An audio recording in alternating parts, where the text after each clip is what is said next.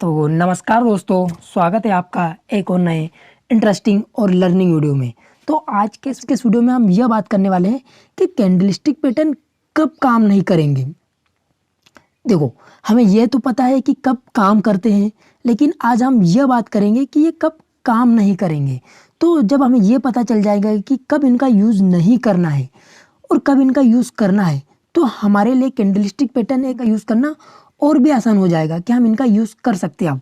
तो आज के इस वीडियो में हम यही जानने वाले हैं कि किस तरीके से हम कैंडलस्टिक पैटर्न का यूज़ कर सकते हैं और किन जगहों पर हम कैंडलस्टिक पैटर्न को नज़रअंदाज करेंगे ताकि हमारा लॉस होने से बच सके। आपने अक्सर देखा भी होगा कि जब मार्केट एक मिनट आपने अक्सर या अधिकतर देखा भी होगा जब मार्केट ऊपर की ओर चलता है और वहाँ पर कोई सा शूटिंग स्टार बनता है और उसका लो भी ब्रेक कर देता है, लेकिन उसके बाद भी प्राइस घूमकर फिर से ऊपर निकल जाते हैं और हम इस जगह पर कहीं ना कहीं एंट्री पुट कर देते हैं। लगभग हर एक बिगिनर यही करता होगा क्योंकि उसने यही पढ़ा है ना कि कैंडलस्टिक पैटर्न बनना दादा मतलब प्राइस वहाँ से नीचे की ओर निकलना, लेकिन ऐसा नहीं होता और उसका स्टॉप लॉस हिट कर देता है, प्राइस ऊपर की ओर निकल जाता है। ये सबके साथ हुआ होगा। ठीक इसका उल्टा इसी तरीके से हैमर के साथ होता है। जब मार्केट नीचे चलता है और कहीं हैमर बनता है और हम वहाँ पर एंट्री ले लेते हैं और प्राइस वापस घूम के हमारा एसिलेट कर देता है और फिर हम सोचते हैं कि अरे यार, हमने रीड तो यही किया था, लेकिन उसके बाद भी हम गलत कैसे साबित हो गए। क्या मार्केट को पता है कि हम एंट्री लेने वाले हैं? और फिर तरह तरह की चीज़ें हमारे दिमाग में चलती है और हम फ्रस्ट्रेट होते हैं, कैपिटल लॉस करते हैं, स्टॉप लॉस हिट करवाते हैं बार बार। और उसके बाद धीरे धीरे चीज़ें समझ में आती है कि कैंडलस्टिक पैटर्न का यूज़ यहाँ करना चाहिए, यहाँ नहीं करना चाहिए। तो उसके बाद ये सारी चीज़ें हमें धीरे धीरे समझ में आती है। तो अभी तक अगर आपको ये सारी चीज़ें समझ में नहीं आई है तो ये वीडियो लास्ट तक देखना, आपको पक्का और एक अच्छे तरीके से कैंडलस्टिक पैटर्न का यूज़ करना समझ में आएगा। और सबसे बड़ी बात यह पता चल जाएगा हमें कि कहाँ पर इसका यूज़ नहीं करना चाहिए। तो अपन इसको समझते हैं थोड़ा बेसिक से। देखो क्या होता है कैंडलस्टिक पैटर्न में। सबसे बड़ी बात ध्यान रखने वाली यही है कि अगर मार्केट में ट्रेंड ऊपर का चल रहा है, मार्केट हायर हाई और हायर लो का फॉर्मेशन कर रहा है, समझ रहे हो मैं क्या कह रहा हूँ। अगर मार्केट हायर हाई और हायर लो का फॉर्मेशन करके ऊपर चल रहा है तो वहाँ पर संभावना रहेगी कि प्राइस ऊपर की ओर ही निकलेगा। लेकिन अगर मार्केट अगर लोअर हाई और लोअर लो का फॉर्मेशन करके नीचे की ओर चल रहा है, मतलब नीचे का फॉर्मेशन दिखा रहा है, प्राइस एक्शन नीचे का चल रहा है, तो वहाँ पर हमें बार बार हैमर दिखाकर ट्रैप किया जाएगा। लेकिन अगर प्राइस ऊपर का चल रहा है तो वहाँ पर बार बार हमें शूटिंग स्टार दिखाकर ट्रैप किया जाएगा और हमारा एसएल बार बार हिट कर दिया जाएगा। तो कैंडलस्टिक पैटर्न काम करते हैं, लेकिन उस जगह पर काम करते हैं जब हमारी दिशा सही हो कि कहाँ हमें जाना है और हमारी जगह सही हो कि कहाँ हमें लेना है। अगर ये दो चीज़ें आपकी सही है तो आपका कैंडलस्टिक पैटर्न 80% तक काम कर जाएगा कि हाँ, ये आप सही काम करने वाला है। और अब 20% एक्सेप्शन हो सकता है कि वहाँ आपको धोखा दे दे और आपका एसिलेट करवा दे।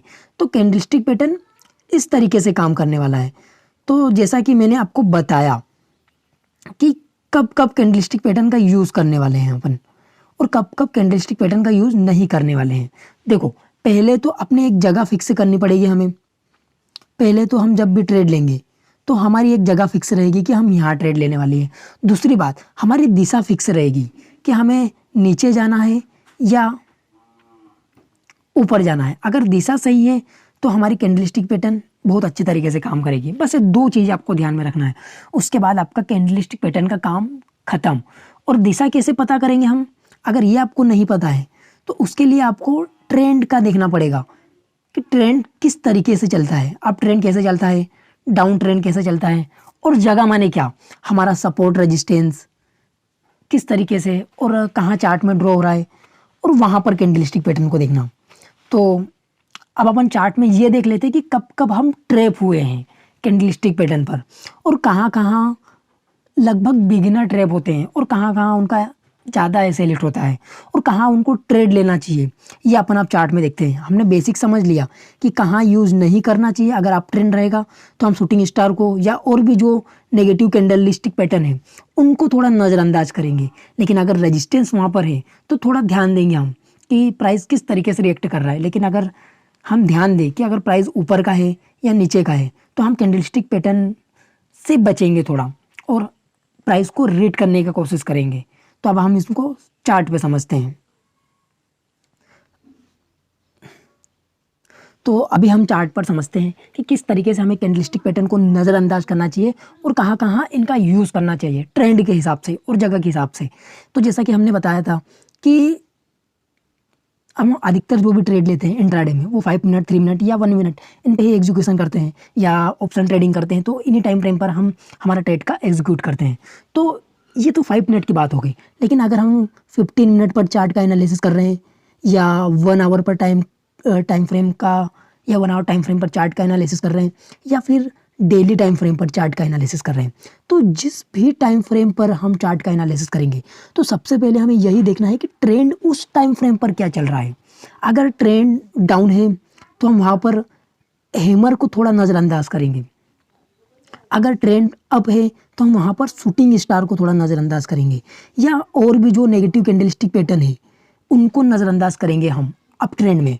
और अगर डाउन ट्रेंड चल रहा है तो हम जो भी पॉजिटिव कैंडलस्टिक पैटर्न है जो प्राइस को ऊपर की ओर धकेलते हैं हम उनको नज़रअंदाज करेंगे। तो ये कुछ बातें हमें पता होनी चाहिए। अब देखो, अगर छोटे टाइम फ्रेम की बात करें, ये तो हमने देख लिया कि हर एक टाइम फ्रेम पर हम ट्रेंड का एनालिसिस करेंगे और उस हिसाब से कैंडलस्टिक पैटर्न को देखेंगे। तो अब हम बात करते हैं 5 मिनट टाइम फ्रेम की कि उस पर कैसा एनालिसिस करेंगे हम। देखो, अगर हम पिछले 2 दिन का चार्ट देखें तो उनमें क्या हो रहा था, प्राइस का मोमेंटम ऊपर का ही चल रहा था। उनमें प्राइस का मोमेंटम ऊपर का ही चल रहा था। यहाँ एक अप्रैल आई थी, यहाँ पर बाइंग आई थी और यहाँ पर बाइंग आई थी। तो अब यहाँ पर देखते हैं कि 5 मिनट टाइम फ्रेम में जब मार्केट अप ट्रेंड में रहता है तो वहाँ पर कितनी बार शूटिंग स्टार बनता है और कितनी बार वो फेल होता है और कितनी बार हैमर बनता है और कितनी बार वो पास होता है, ये हम देखते हैं। अब देखो, हम स्टार्टिंग से देखते हैं। प्राइस कब हमें पता चला कि प्राइस ऊपर की ओर निकल सकता है, जब प्राइस ने ये अपना एक पिछला स्विंग ब्रेक किया था। इसके बाद यहाँ से प्राइस एक मोमेंटम के साथ ऊपर निकला था, ये सबको पता है।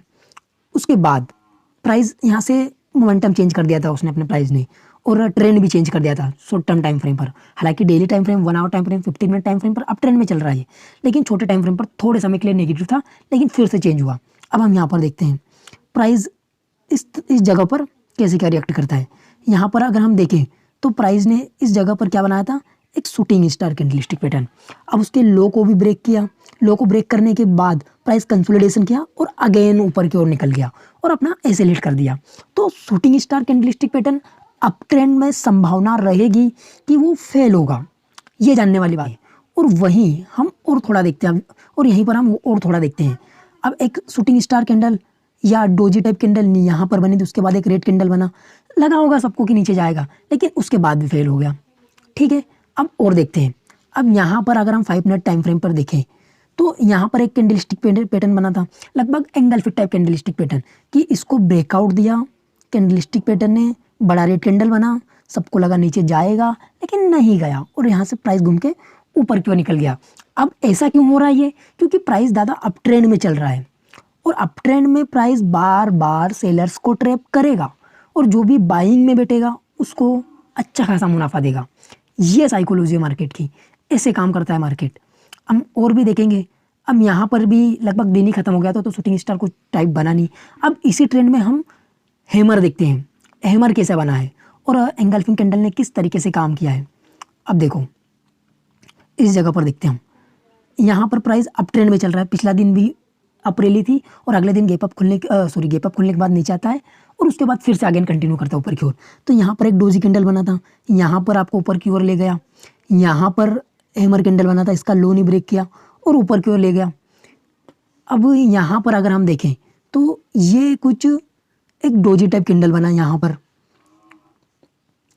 एक डोजी टाइप कैंडल बना या ग्रेस्टन डोजी टाइप कैंडल बना, कुछ भी हो लेकिन कैंडलस्टिक पैटर्न समझ में आना चाहिए हमें।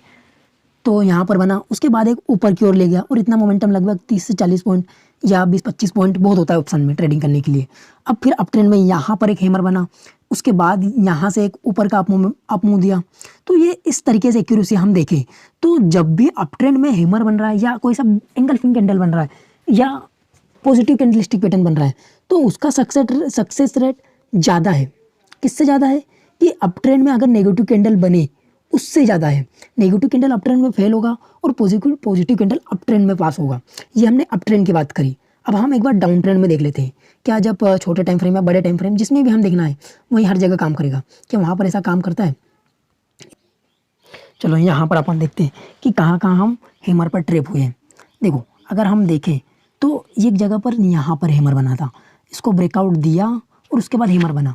अब प्राइस का ट्रेंड नेगेटिव है, उसके बाद ये हैमर बन रहा है तो कहीं ना कहीं यहाँ पर लोगों ने एंट्री बनाई होगी।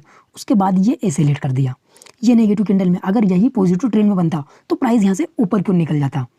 अब उसके बाद हम और देखें, एक बार यहाँ पर प्राइस ने हैमर बनाया, लगभग ग्रेवस्टोन हैमर टाइप या डोजी टाइप बनाया। तो यहाँ पर बनाया, उसके बाद ऐसे हिट किया। उसके बाद इधर कहीं हैमर इसने बनाए, प्राइस ने पुल बैक लेने की कोशिश करी लेकिन उसके बाद भी यहाँ पर हिट कर दिया एसएल। और अगर हम देखें डाउन ट्रेंड में तो बार बार यही काम कर रहा है वो एसएल हिट करने का काम। ये यहाँ पर लगभग उसने एक हैमर बनाया, उसके बाद प्राइस फिर से घूम के नीचे आ गया। तो इस तरीके से डाउन ट्रेंड में अगर हम पॉजिटिव कैंडल का यूज़ करेंगे तो संभावना रहेगी कि वो हमें ट्रैप करेगा। लेकिन अगर हम वही नेगेटिव कैंडल को देखेंगे कि डाउन ट्रेंड में कैसे काम कर रही है तो वो अच्छी तरीके से काम करेगी और उसको एक्यूरेसी भी बेटर रहेगी। देखो यहाँ पर एक शूटिंग स्टार कैंडल बना, काम किया। उसके बाद अगर हम देखें तो यहाँ पर एक हैंगिंग मैन टाइप कैंडल बनी, उसने भी काम किया, वो भी नीचे की ओर आया। उसके बाद इधर कहीं एक कैंडल स्टिक पैटर्न बना, जो इसको हम बोलते हैं ना नाम नहीं मेरे को याद आ रहा है, लेकिन ये कैंडल स्टिक पैटर्न बनता है कि एक ग्रीन कैंडल, उसके बाद 2 नेगेटिव कैंडल बना और एक पूरी कैंडल को इंगल्फ कर लिया। तो उसके बाद ये नीचे का डाउन मूव आया। तो इस तरीके से हम सही कैंडल स्टिक पैटर्न का सही जगह पर और सही दिशा के साथ यूज़ कर सकते हैं और हमारी एक्यूरेसी बहुत हद तक बढ़ा सकते हैं हम।